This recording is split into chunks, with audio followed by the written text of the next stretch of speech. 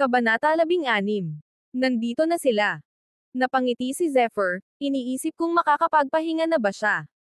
Mabilis siyang dumiretso sa kalapit na palumpong, maingat na nagtago sa pagitan ng mga tambo. Bagamat ang paggamit ng Lightfoot ay napakahalaga sa kanyang pagtakas, ginamit nito ang labis ng kanyang tunay na enerhiya upang patuloy na gumana. Kung mahuli si Zephyr ng walang sapat na totoong enerhiya, hindi ito magiging maganda.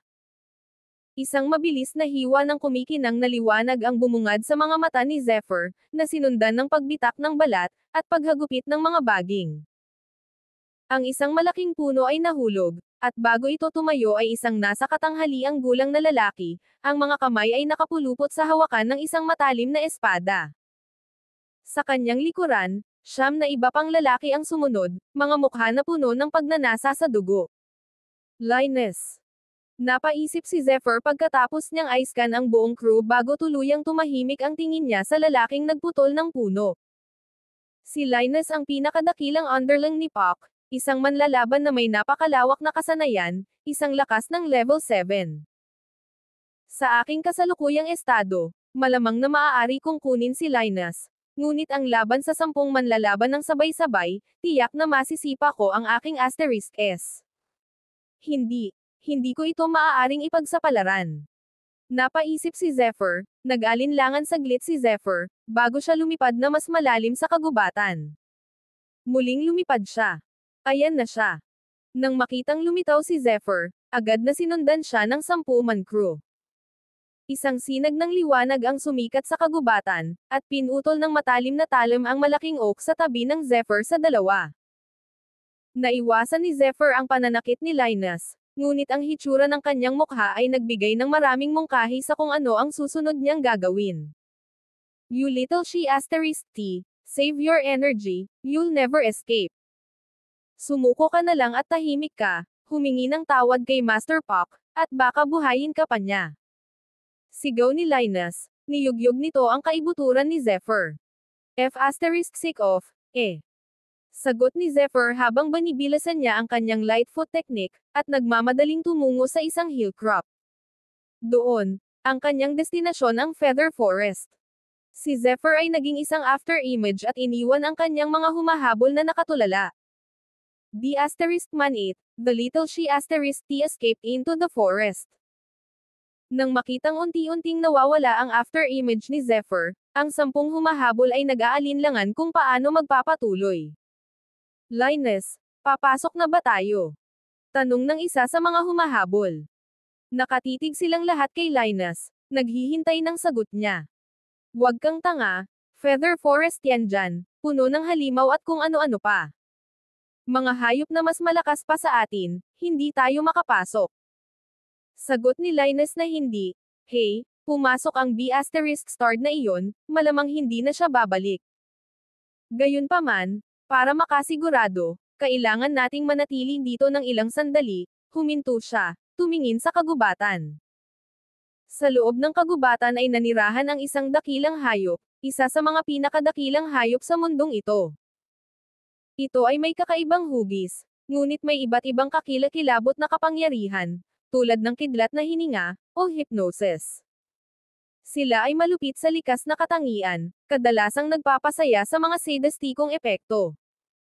Ang mas malalaking hayop ay maaaring magkaroon ng anyo ng tao, na may ganap na kakayahan na kopyahin kahit na ang pinakamahusay na mga diskarte. Ang Feather Forest ay nakahiga sa tabi ng mga burol sa likod ng sambahayan ng Khan, kadalasan ay isang lugar na liligawan dahil sa mapanganib na kalikasan nito. Sa sandaling nakatakas si Zephyr sa kagubatan, isa lang ang ibig sabihin nito, hapunan. Gayunpaman, mayroon ng plano si Zephyr na pumasok sa kagubatan, dahil may hawak ito na kailangan niya. Para lubos na ma-realize ni Zephyr ang kanyang draconic powers, kailangan niyang pumasok sa partikular na forest na ito. Sa isang lugar sa loob ng kagubatan ay may totoong draconic power. Nabalitaan ito ni Zephyr sa kanyang nakaraang buhay. Kung hindi dahil sa balitang ito, hindi siya maglalakas loob na tumuntong sa kagubatan ng basta-basta. O mga dakilang hayop ng kagubatan, dakila at kakilakilabot, sana ay hindi ka kapos palad na makilala ako. Sarcastic na tawa ni Zephyr. Ang mga hayop ng kagubatan mismo ay may sariling sistemang pangkategorya, isang sistemang may siyam na antas kung saan ang isang baitang ay ang pinakamahina at ang ikasyam na baitang ay ang pinakamalakas, mayroon pang ang mga alingaungaw ng isang emperor, tier na hayop na gumagala, ang pinakamalakas sa pinakamalakas. Hindi na nila ako sinusundan, di ba? I suppose they are not without merit, knowing the dangers of this place. Napabuntong hininga si Zephyr, nakahinga ng maluwag sa pag-iisip na hindi siya hinahabol. Matapos mahabol ang hininga, maingat na iniskan ni Zephyr ang kanyang kapaligiran. Ang hangin sa loob ng Feather Forest ay iba, puno ng malisya at kakilakilabot, isang tunay na hindi kasiya siyang lugar. Mabaho sa dugo at nabubulok ang lugar na ito. No wonder it's so feared, masama ang tingin ni Zephyr. Kabanata 17. Maingat na tinapakan ni Zephyr, habang nagsasanay sa daan. Pagkatapos ng kalahating araw, naglakbay siya ng mga 40 milya, palalim ng palalim sa kagubatan. Ang hangin ay lumalakas at mas malisyoso habang lumilipas ang panahon, ito ay magpapadala sa sinuman sa loob sa isang alarma na bilis. Kahit tanghali na, nanatiling madilim at misteryoso ang kagubatan. Alam lang ni Zephyr ang totoong draconic na enerhiya na naruroon sa Feather Forest, ngunit kung nasaan ito, siya ay walang alam. Kinailangan niyang mano-manong hanapin ito. Biglang narinig ni Zephyr ang tunog ng rumaragasang tubig na malakas na parang ungol ng tigre. Siguradong talon iyon. Tuwang-tuwang naisip ni Zephyr. Mabilis siyang tumakbo patungo sa pinanggalingan nito. Makalipas ang halos 10 minuto, sa wakas ay nakarating na rin siya bago ang talon. Itinaas ni Zephyr ang kanyang ulo upang tingnan ang tubig, pinagmamasdan ang hangin nito, inihambing ang hugis at daloy nito sa hugis ng isang dragon. Hindi napigilan ni Zephyr na uminom mula sa nakakapreskong batis habang pinabota nito ang kanyang sentido. Pagkatapos niyang maghilamos ng mukha ay pinapansin ni Zephyr ang paligid. Napansin niya kung gaano katahimik ang paligid, kung gaano kataba ang lupain, at nakita niya ang makapangyarihang mga halaman sa paligid. Hindi. Nakasimangot siya, bagamat ito ay tahimik, ang hangin ay siksik at nakakatakot, ito ay masyadong tahimik. Yung tipong katahimikan ang naranasan niya, hindi mapakali si Zephyr. Isang malakas na sitsit ang umalangaw sa kanyang likuran, na may masamang hangarin at layunin, na nagpapahiwatig ng pagiging target. Lightfoot, go! Walang oras na mag-isip si Zephyr, kailangan na niyang umalis doon. Nang siya ay umiwas sa daan, isang flash ng berdeng ilaw ang lumitaw at nagdulot ng matinding init, binaril nito ang bato kung saan nakaupo si Zephyr.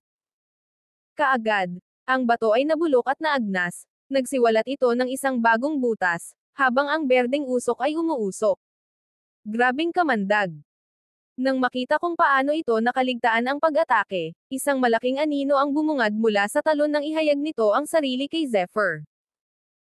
Isang magaling na ahas ang lumitaw, ang haba nito ay hindi mabilang, ito ay kulay berde, ito ay bibig na kumikinang na may pula at berdeng likido, isang kakilakilabot na tanawin.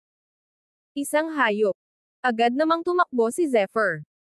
Ang hayop ay pinangalan ng Emerald Serpent, bagaman ito ay isang antas ng isang hayop, ang lakas nito ay kamangha-mangha, at napakalason. Isang patak lang ay sapat na para makapatay ng tao. Bukod dito, ang serpiente ay may mga kaliskis na parang bakal. Maliban kung ang kalaban ay isang agility fighter, walang sino man ang nagkaroon ng anumang pagkakataon laban dito. Ang pag-iisip ng kapangyarihan ng serpent ay nagpabilis lamang sa Lightfoot ni Zephyr. Hinabol ng serpiente si Zephyr, ayaw hayaang makatakas ang biktima habang patuloy itong nagbubuga ng lason. Kahit saan dumampi ang kamandag, halos agad itong naagnas at naglabas ng mga buga ng berdeng usok. Biglang bumagsak ang isang puno sa harap ni Zephyr, na nakaharang sa kanyang dinadaanan, ito ay puno ng kamandag. Sinamantala ng serpent ang pagbukas at pinuntahan ang bungo ni Zephyr. Pinatatag ni Zephyr ang sarili, pinalakas ng totoong enerhiya. Ang kanyang kanang paa ay nahulog at yumanig sa lupa, nabasag ito, at sinundan ito ng isang kanang kawit. Pinakawalan ni Zephyr ang kanyang earthquake fist. Sa kanyang welga, isang sonic boom ang lumitaw. Tamang ahas, mamatay ka. Sigaw ni Zephyr, mabilis na binago ang Lightfoot, hindi siya sigurado kung magiging maswerte siya sa pangalawang pagkakataon. Si Zephyr ay naniniktik para sa isang kahinaan sa Serpent, at mabilis na sinaktan ng matagpuan ito. Ang kanyang lakas ay tumusok sa balat ng serpiente. Nabasag ang kaliskis nito at ang kanyang kamao ay nakahanap ng daan patungo sa loob ng hayop. Nagpakawala ng sakit ang halimaw. Bago magdiwang si Zephyr, isang malaking buntot ang dumaan at pinaalis siya. Pakiramdam niya ay tinamaan siya ng bundok. Naglabas ng sariwang dugo si Zephyr. Isang suntok ang dumating at nagpalipad si Zephyr patungo sa isang malaking puno. Lumipad siya ng humigit kumulang 70 talampakan bago siya dumampi sa lupa. Bago magpakawala ng nakakalokong ngiti, mahinang umubo si Zephyr. Kabanata 18. *8, I'm barely there. Kung mai-materialize ko lang ang isang scale, madali ko nang napatay ang halimaw na iyon. Nalungkot si Zephyr sa realidad nito. Bumangon ang Emerald Serpent mula sa kanyang pagkatulala at nagpakawala ng matinding alulong, muli nitong itinoon ang tingin sa binata. May atake ako sa mahinang lugar, kailangan kong subukan ulit. Kinagat ni Zephyr ang kanyang mga ngipin at dali-daling pinalabas ang daan, na pinagaling ang kanyang bagbog na katawan. Sinindihan ni Zephyr ang Lightfoot, handa na naman siyang umatake. Inilunsad ng serpiente ang buntot nito kay Zephyr, ito na. Lindol kamao. Iniangkla ni Zephyr ang sarili sa lupa, nagpabalik ng suntok, at nilock ang koneksyon sa pinakamahinang punto ng serpent. Ang halimaw ay hinarap ng isang malakas na suntok, ito ay napahagulhol at napaungol sa matinding paghihirap, ang lason ay tumagas mula sa kanyang bibig nang hindi mapigilan. Nagpasabog si Zephyr ng isang butas kung saan naroon ang mahinang punto ng beast. Sa isang huling pag-ungol, lumingon ang halimaw kay Zephyr, nababalot na ngayon ng takot ang kanyang kalmado, at mabilis na umatras. Malapit na iyon. Napabuntong hininga si Zephyr habang pilit na hinahabol ang kanyang hininga, basang-basa ang katawan sa pawis. Nagpasalamat siya sa kanyang mga maswerteng bituin na ang Emerald Serpent ay nagkaroon ng fatal weak point, kung hindi ay hindi siya magiging maswerte. Kung tutuusin, isa lang siyang lakas ng level 6, wala siyang iba kumpara sa mga halimaw ng agility sa kagubatan na ito. Biglang, bago pa mabawi ni Zephyr ang kanyang sarili, isang bumang na boses ang umalangaw-ngaw sa buong kagubatan. Mamatay. Isang malaking kislap ng liwanag ang sumikat sa mga puno, at nang walang sandali, ang Emerald Beast ay hiniwa sa maraming iba't ibang piraso. Isang grupo ng 5 ang lumitaw pagkatapos nito, ang kanilang pinuno, isang binata na nasa edad 20. May dala siyang matikas na talom ng jade na may mga palamuting ahas, na may mga hitsura na may kaunting emosyon. Sa kanyang noo ay may tato na anyong ahas. Nakaramdam ng panganib si Zephyr mula sa lalaking ito. Ang natitira sa grupo ay mga lalaking nasa edad 40, kahit na sila ay mukhang kanyang mga kampan, ang kanilang kapangyarihan ay hindi maaaring maliitin. May tagalabas dito. Hanapin mo siya at patayin, hindi natin dapat ipaalam kahit kanino na nandito ako. Sa kanyang nakaraang buhay, mayroong isang kababalaghan sa winged serpents, si Kerr. Si Kerr ay isang kamangha-manghang martial artist. Bata pa lang daw ay agility fighter na siya. Ang kanyang mga kapangyarihan ay hindi tumigil sa paglaki, at lumala lamang sa paglipas ng panahon, na ginawa siyang isa sa mga pinakamahusay na manlalaban sa paligid. Sinabi na ang kapangyarihan ni Kerr ay dahil noong siya ay 20, nakamit niya ang ilang draconic energy. Mula doon, umunlad siya ng higit pa sa kanyang mga paraan ng ahas, at kinuha ang kapangyarihan ng isang dragon. Ang B***starred na ito ay si Kerr, ang tagapagmana ng winged serpents. Napaisip si Zephyr. Kung ganoon, dapat alam niya kung saan ang draconic energy na iyon. Dapat sundan ko siya. Saan sa tingin mo pupunta? Naputol ang pag-iisip ni Zephyr ng isang malakas na sigaw mula sa likuran.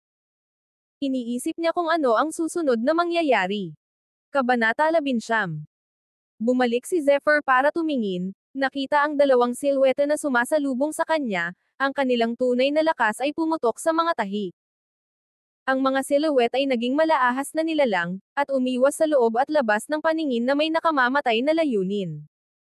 Kung gusto kong sundan si Kerr, kailangan ko munang patayin ang mga alipin niya. Lumingon si Zephyr, itinuon ang kanyang enerhiya, at nawala ng mas malalim sa kagubatan. Anak ng B*H. May ilang pakulo si Ront, maghihiwalay na tayo. Kailangan natin siyang makuha. Walang makakaalam sa presensya ni Master Kerr dito. Walang sinuman. Talaga, kailangan natin siyang patayin. Pagkatapos ay naghiwalay silang dalawa, kumukuha ng malawak na anggulo sa pinagdaanan ni Zephyr. Ang bilis ni Zephyr ay tumataas sa bawat pagdaan ng sandali hanggang sa siya ay wala ng iba kundi ang mga after images, at nag-zoom sa kagubatan. Pagkaraan ng ilang sandali, bumagal siya at huminto, sa loob ng mga puno, umaasang mawawala ang mga humahabol sa kanya. Gayunpaman, alam ni Zephyr na ang dalawang mangangaso ay makapangyarihan, mas makapangyarihan kaysa sa kanya. Malapit na silang maabyutan. Kung kailangan kong lumaban, ito ay magiging isang mahirap.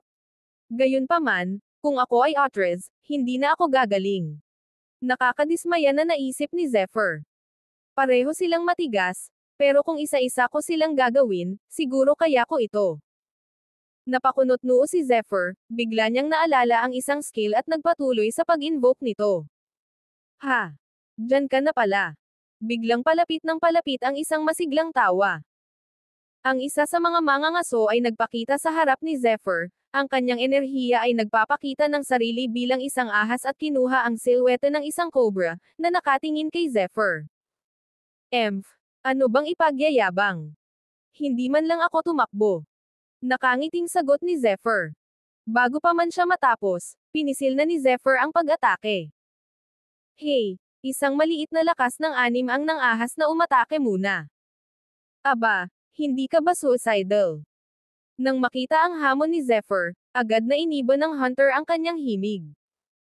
Itinaas niya ang kanyang kanang kamay, at nagpadala ng ahas na parang enerhiya na umiikot patungo kay Zephyr.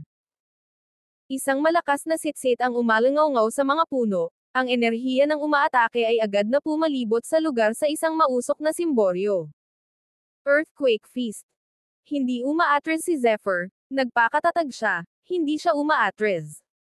Bagaman ang Earthquake Fist ay isang karaniwang pamamaraan, sa mga kamay ni Zephyr, ito ay isang puwersa na dapat isaalang-alang. Ang dalawa ay nagtugma ng suntok, sa loob ng alabok na ulap, mga anino lamang ang maaaring gawin. Anumang bagay ang humahadlang sa malaki, ang nakabibinging mga tunog ng kanilang mga suntok na nagdugtong ay mahirap makilala. Ang mga punong nakapaligid sa kanila ay nanginginig sa bawat suntok. A strength of level 8 sure is something. Nahihirapan akong kunin siya. Zephyr nagsimulang balk. Naramdaman niyang namamanhid ang mga kamay niya dahil sa volley. Anuman, hindi siya Atreus. Sa lahat ng ito, ang kanyang Earthquake Fist ay pumapasok sa isang bagong yugto, naramdaman niya na parang ang pamamaraan ay may higit na maibibigay, ngunit kailangan ng isang huling shift, nagkaroon ng ideya si Zephyr. Isa ka lang pesky strength ng level 6, pero, eto ka, kinakalaban mo ako. Iba ka talaga. Ryu, to continue your training, I bet you'd be limitless. Nako, kailangan mo lang akong IP*S off. Isang maliit na ngiti ang ginawa ng lalaki, at pinagdikit ang kanyang mga kamay, bumakas sa kanyang mukha ang isang mapagpasyang tingin. Dito na magtatapos, boy. Ipinatawag ng lalaki ang kanyang tunay na enerhiya, at ipinakita ang mga ito sa dalawang malalaking ahas na halos parang buhay. Mabilis niyang sinundan ang mga tiyak na galaw, katulad ng kung paano umiikot ang isang ahas sa biktima nito, na napakabilis. Nagpa siya ang lalaki noon at doon, wala na si Zephyr. Nakaramdam ng matinding puwersa si Zephyr nang bumaba ito sa kanya, ngunit hindi niya ito pinansin.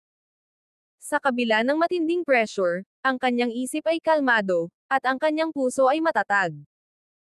Ginamit ni Zephyr ang Earthquake Fist para sa isang counterattack, ngunit sa sandaling iyon, napagtanto niya ang isang bagay. Mamatay. Lalong lumaki ang ngiti ng lalaki, sa kanyang mga mata, si Zephyr ay nadurog lang ng mga ahas na kanyang ginawa, ngunit bago niya makumpirma ang kanyang pagpatay, kumawala si Zephyr sa kanyang mga pagpigil, matingkad na daloy ng liwanag ang lumalabas sa kanyang mga mata. Kabanata 20. Ha! Nakuha ko na rin sa wakas. Sabi ni Zephyr habang umaalingaw-ngaw ang kanyang pusong tawa. Sa sandaling iyon, nagbago ang kanyang aura.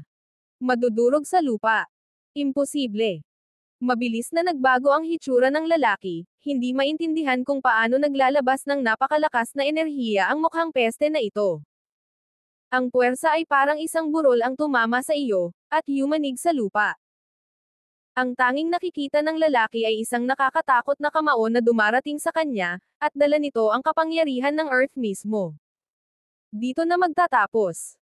Kalmado ang tono ni Zephyr, ngunit malamig at desidido ito sa kanyang mga kilos. Ang kapangyarihan sa likod ng kanyang suntok ay hindi mailarawan tulad ng mga kapangyarihan ng sinaunang, na may kakayahang basagin ang Earth. Ang mga nahayag na ahas ay pinutol-putol, parang papel, walang makakapigil sa paglalakbay nito. Walang magawa ang lalaki kundi titigan ang walang kapantay na kapangyarihang patungo sa kanyang daraanan. Isang malakas na ingay ang umalangaw-ngaw sa buong kagubatan, na nagpa-vibrate sa hangin. Impossible. Nagpupumiglas ang lalaki, nanlalaki ang mga mata sa maliliit na bahid ng dugo na tumutulo. Hindi maiwan ang tingin niya si Zephyr, hindi niya maintindihan ang kapangyarihang sumabog mula sa binata. Gumalaw ang kanyang mga labi, ngunit walang salitang nabigkas. Sa kanyang dibdib, isang madugong butas ang damyugaw ng husto. Alam niyang kahit anong pilit niya ay hindi niya mapigilan ang pag-agos ng dugo. Ang tanging nagawa niya ay tumitig ng maamo bago siya dahan-daang bumagsak sa lupa, hindi kumikibo. Hindi masama sa lahat. Bulalas ni Zephyr, na tumanggo bilang pagsang-ayon. Pakiramdam niya ay nagbago ang tibay ng kanyang katawan mula noon. Ang bawat himaymay ng kalamnan sa kanyang katawan ay nararamdamang pinalakas, isang kapangyarihan na higit na ipinataw sa walang limitasyong mga reserba. Ang reserbang ito ay dapat na focus. Ang focus ay isang mystical element. Sa mundo ng martial arts, mayroong maraming mga kasanayan at diskarte sa ilalim ng trabaho ng bawat manlalaban, at ang focus ay isang elemento na mas nagbibigay daan sa gumagamit na mas mapahusay ang kanilang mga kakayahan sa pakikipaglaban. Ang focus mismo ay maaaring higit pang ikategorya sa iba't ibang estilo, talam, polearm, staff, halberd, kamao, palad, at iba pa. Ang focus na napansin ni Zephyr ay focus ng kamao. Ang Earth Shatterer ay nagbigay kay Zephyr na ito ay likas na focus, isang malamayang ngunit barbaric na katangian, pinahintulutan nito ang mga gumagamit nito na higit pang mapahusay ang lakas ng kanilang mga suntok. Kamangha-mangha ang focus ng Earth Shatterer, ang ginawa ko lang ay ipatawag ang isang onsa nito ngunit ang aking kapangyarihan ay tumaas ng sari-sari. Tuwang-tuwa si Zephyr, at umaasa na makakita ng higit pang pagkilos na nakakasira ng Earth. Ang Feather Forest ay isang madilim at walang laman na lugar, madalas na amoy dugo at nabubulok, isang kakilakilabot na lugar na mapupuntahan. Isang kaluskos na tunog ang pinilit na dumaan sa kagubatan, isang silhwete na katulad ng kupas na kidlat na tumatagos sa mga puno, ang tunay na enerhiya ay sumasaklaw sa figure, at sinira ang mga puno sa harapan niya. You little runt, magpakita ka. Tawag ng lalaki na puno ng galit ang boses. Wala siyang iba kundi ang pagnanasa ng dugo sa loob niya at walang iniisip na mabuti. Siya ang isa pang hunter na humahabol kay Zephyr.